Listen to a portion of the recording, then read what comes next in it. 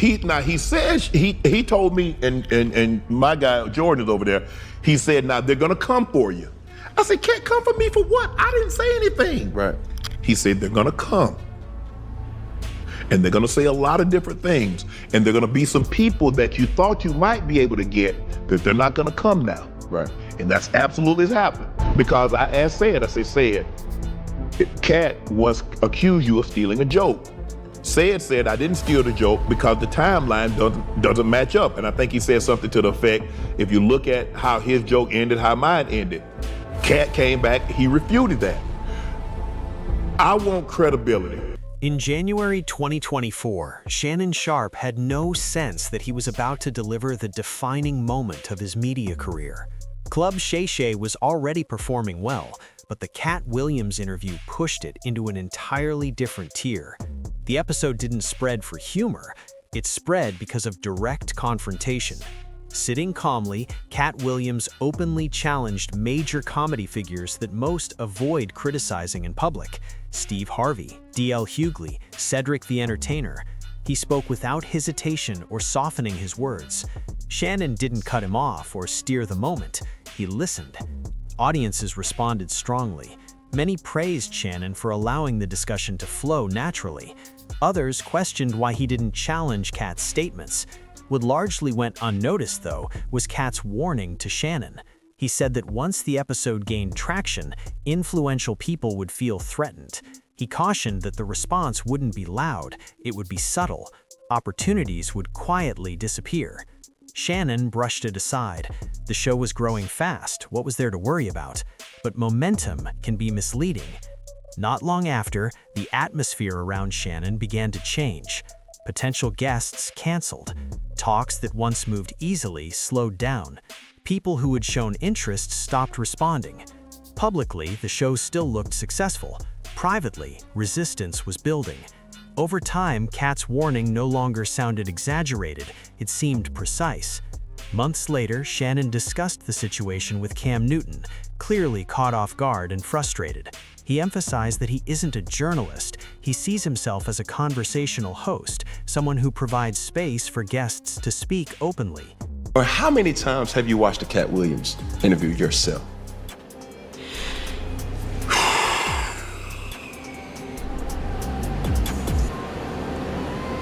Damn, maybe. Now I'm trying to think, Cam, I think I don't really like to watch them back because I'm absorbing it as they're speaking. Mm-hmm. And a lot of times, and I think I went back and I watched like 30 minutes of it and I just like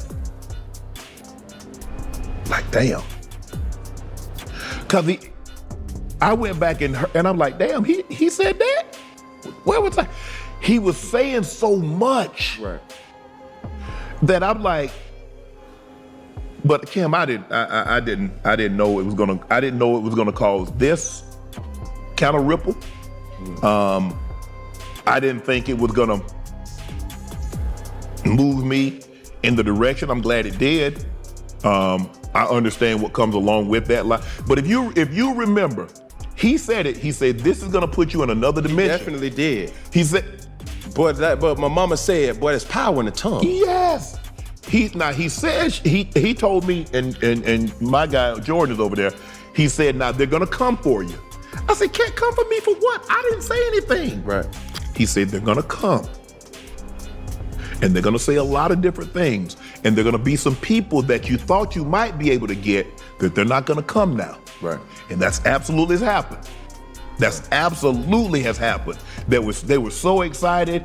Thanks for reaching out. We can't wait to sit down. And a day later, they can't do it. And then no call, they won't follow, so forth and so on. So I understand what comes along with an interview like that. Did I expect it? No. Did I expect all the negativity that came along? Because, I had Steve Harvey. Steve Harvey did 8 million views, had Coach Prime, I've had a lot of comedians. Right. And some of the comedians had taken shots at other comedians, but nothing like this. I didn't expect the vitriol to come, especially from some of the people, and I'm not gonna say we were friends, but I'm saying we were cordial, we were friendly towards each other.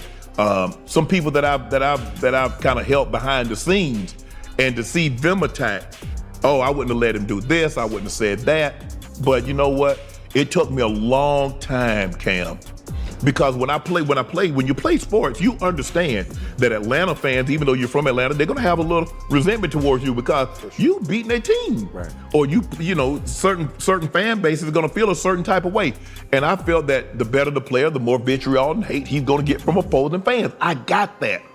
But in this situation, I can honestly say I did not expect the level of vitriol and the suddenness. That's what really got me, the suddenness, because it was like when Cam dropped, it was like Katt. I keep calling him. When Katt dropped, right, it's like all of a sudden he gay now. Yeah. Shannon admitted that the backlash affected him deeply. Several celebrities were upset. Some were reportedly advised not to appear on his platform. The impact even reached his personal life, with rumors circulating that questioned his integrity. Those personal attacks hurt more than any professional setback. The complicated issue is that Shannon believes he suffered consequences for statements made by someone else. Over the years, he's hosted many guests who later faced pushback over their claims. Ricky Smiley is one example, and even Katt Williams later challenged him publicly.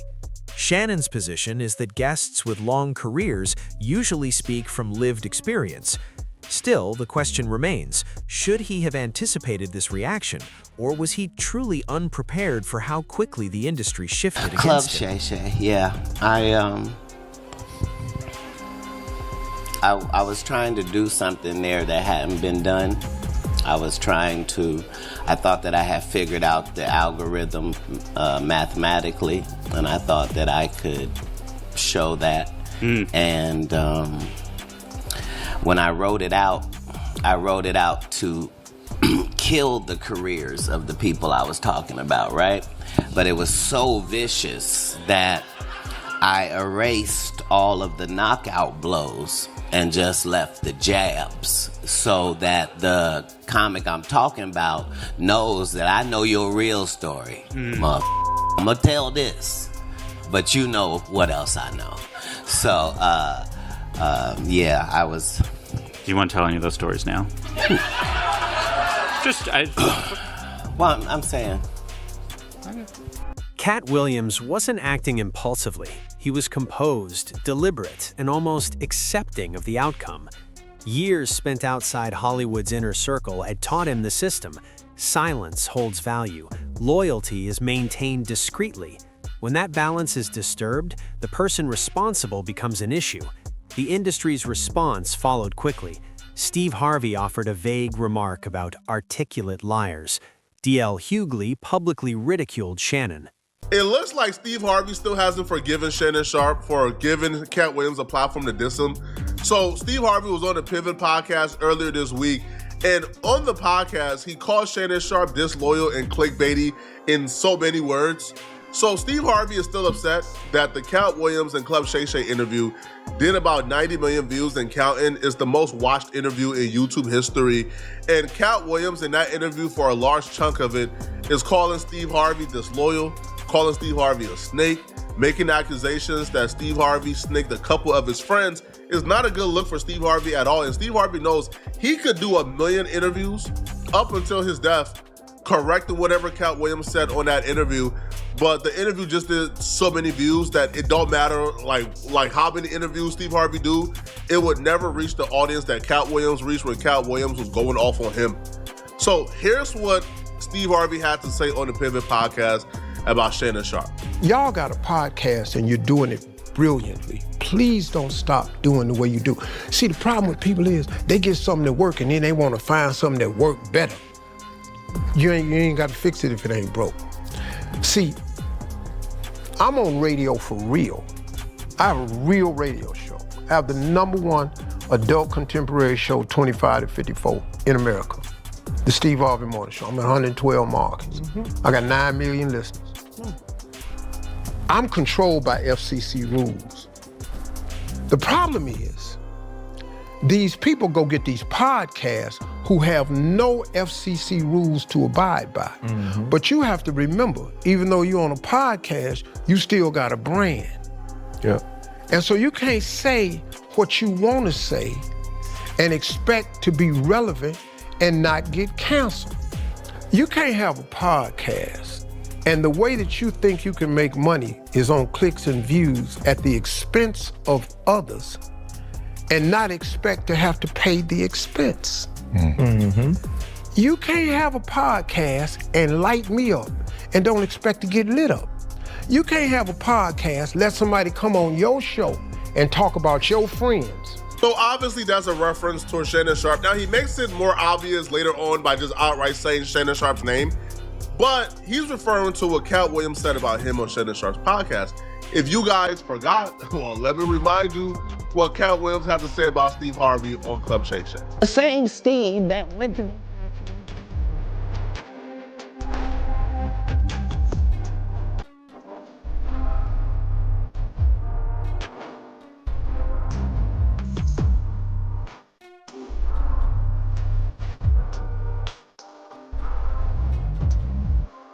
What made this Katt Williams interview so potent for a lot of Katt Williams enemies is because whatever Katt Williams said, you could do a quick Google search and figure out he wasn't lying. Because when Katt Williams said this about Steve Harvey, all people had to do was just pull up what Mark Caree said about Steve Harvey not so long before.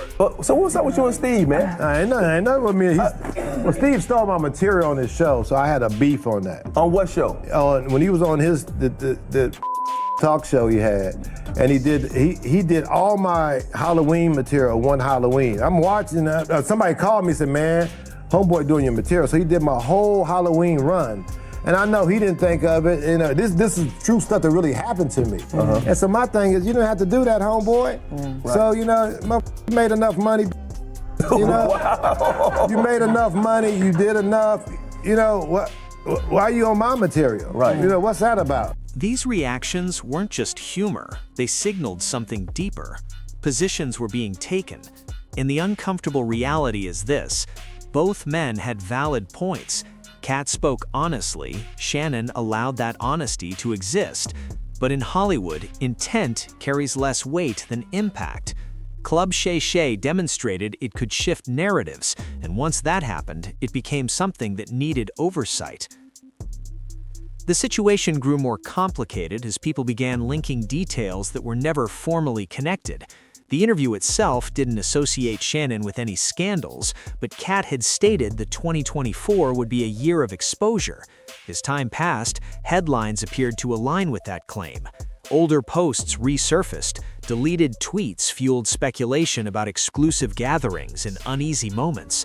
Nothing was confirmed, none of it came from Shannon, but once rumors gain momentum, they tend to expand on their own.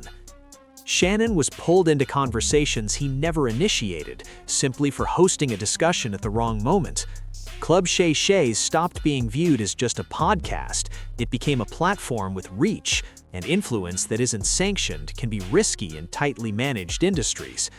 Shannon explained his position clearly. Editing out statements would be unfair. Everyone deserves the opportunity to speak. Most interviews are released in full unless a guest crosses a serious line. He balances preparation across sports, culture, and public issues. Then there was the Katt episode, approaching 6 million views. That wasn't just engagement, it represented reach, leverage, and visibility. The response from the industry, however, was subtle withdrawal, fewer invitations, quiet distance. Shannon followed protocol, avoided attacks, told no falsehoods, and still faced repercussions. Frustration doesn't arrive loudly. It accumulates, not necessarily toward Katt, but toward the reality Katt highlighted. Shannon may feel caught in a situation he never chose. Katt likely expected this outcome. Both viewpoints can exist at the same time. Zooming out reveals a familiar pattern. When Hollywood relies on whispers, informal exclusions, or rumor cycles, the same figures surface. Katt didn't accuse anyone, he forecasted. Power often moves through relationships, closed networks, and invitation-only spaces. Stories circulate quietly over years. Invitations suggest access, presence implies protection, and absence invites speculation. That consistency keeps discussions alive. After the episode gained traction and controversies followed, audiences began aligning timelines. Individuals Katt referenced have long-standing connections within private circles. Proximity doesn't equal wrongdoing, but it invites assumptions. Hosting a conversation that unsettles influence is enough to draw attention. Narratives don't always develop from evidence, often they grow from association. And here's the critical point. Katt's predictions appeared increasingly accurate. Exposure, accountability, previously protected figures facing questions. Suddenly, Shannon wasn't seen only as a host, he was viewed as the person who provided a platform for uncomfortable truths. Online users revisited past footage, images, and social links. No proof, just examination, and that's where risk enters. You had a moment on Club Shay, a couple months back. And that right there was a moment that kind of lifted, shot a shooting star for Shannon, right? And just that ecosystem of conversations. And you were very candid, but you were very peaceful while you're saying these things, right? A lot of kind of sound bites came out of that. That single moment to me, like I say, changed Shannon's whole conglomerate that he got going on. It brought more awareness and more attention. Maybe more biggest than interview of the year. That was one of the biggest ones, I would say. The biggest interview in YouTube history. So those aren't the same things. They're not the same things. Yeah. But even with that being said, I don't think he was ready for that moment. Like, how did that, from an outsider, how did that change his life at that moment? And how did that change your life at that moment? Not your life in general, but at that moment, how did life change? The interview had to go to somebody. If I know beforehand what I'm capable of delivering, then I also know to be judicious in who I'm picking to get that. If I know Katt, he's only comfortable if he got the drop on you when he come to get interviewed anyway, because he wants to make sure that you don't flip on him. But all Shannon was gonna get was a blessing, and that was all I was there to make sure that happened.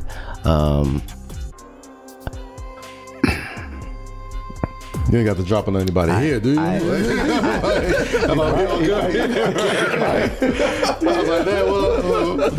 like, I need to know something. This is the blessing. This is the blessing part of those interviews, you know? This is the blessing part of that podcast. Right. Well, I'm saying in my personal business,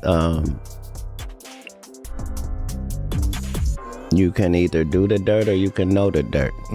I'm one of the chosen high-ranked know the dirt individuals, right? And so dirt responds as they should when the vacuum walks in. Come on, are you a rapper? You rap on the side? Clearly, sir, yeah. No, I still rap currently. No, I'm saying currently. Yeah. But my point was that I came to deliver an interview having seen some of my competitors and peers get on that same court and do a performance that involved my name. And so once 6 or 7 of you have made this same violation, it's my job as the king to show up and chastise thee. This is my job. I'm supposed to come in and restore order because that's my position. The fact that it's ignored by the clowns because they all in the same frat, comedically, like, that's all well and good. I don't care nothing about none of that. But the job still needs to be done. And if God lets me know it's a good time for that, that's how I'm going to write it up and deliver it. So I didn't know anything Shannon was going to say. I didn't know what questions he was going to ask. Like there was no conversation. Like, yeah. When people believe someone knows more than they've shared, speculation fills the silence. Shannon's frustration is understandable. He's operating inside a narrative he didn't create. Katt anticipated this outcome. He's experienced misinterpretation, isolation, and reframing before. From Katt's perspective, resistance validates his point. From Shannon's, it feels like consequences without fairness. Shannon offered a platform. Katt spoke openly. The industry responded as expected. Career paths shifted, personal connections cooled, rumors replaced conversation. That eye's powerful. Let me tell you something, man. Like, the fallout from that interview, it almost felt like prophecy for a lot of people. Like, it was my first time hearing those things. Yeah. And I didn't do no Googles or wasn't really in social media or keeping up on any of that stuff. I look at it and be like, it felt like prophecy. Like, as the year went on, things that you said in that interview, headline after headline. You mean like Diddy going to jail or TD Jakes stepping down? Which one? I mean, it was all there. It was all there. And then, like, every time you see like hashtag Katt was right, Katt tried. They have the clip. I'm only trying to tell the truth. Where many of those you get a day though? Katt was right. I don't look at it like that. I don't own the information. I'm very firm that I'm on God's side. So consequently, it's never a problem trying to be humble. I'm always humble. Like, I know why I'm special. Yeah. You see what I'm saying? I connect to that source every day. Me and God are in a conversation about this adventure that I'm on and how this can go, and him giving me these opportunities, like with this Shannon thing, to speak globally and to show the fact that my words and your words are not the same. I can say some things articulately for a long period of time and still be saying something. And at the end of the day, little boy, nobody's checking for you because you're not liable to say nothing. Right. You're either not allowed to say nothing because of the relationships you have in business, or you're not man enough to do it, or your friends is so you feel allegiance to, but for whatever those reasons are, neutrality is what you don't get to have. Pick a side. Right? And so when I'm talking about these Illuminati conversations, that's just to get those things out there in real conversation. I didn't invent these things, and I'm not the reason they exist. But my job as a public official is to find out what the truth is about things and reveal that to us that care about that sort of thing. Why is it that there's not as many people like you that will come out and say, yo, listen, I don't give a is what it is. You know what I'm saying? Because they'll kill you. And it's not a joke, and it's not like, no, because a life doesn't mean anything to them. It's easy for them to do. They're adept at doing a ditty, getting rid of you and not having no handprints on it. Like this is how they traffic.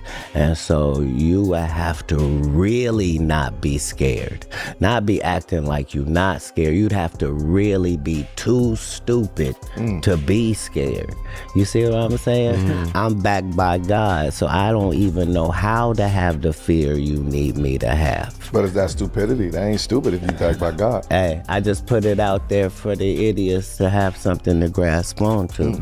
But what I'm saying is, if my only belief is in God, then how I'm gonna be scared? So the real issue isn't whether Katt damaged Shannon's career, it's whether Shannon recognized how delicate success becomes once difficult truths are given a platform. And if staying quiet is seen as the key to survival, how many people are truly prepared to put everything on the line to challenge it?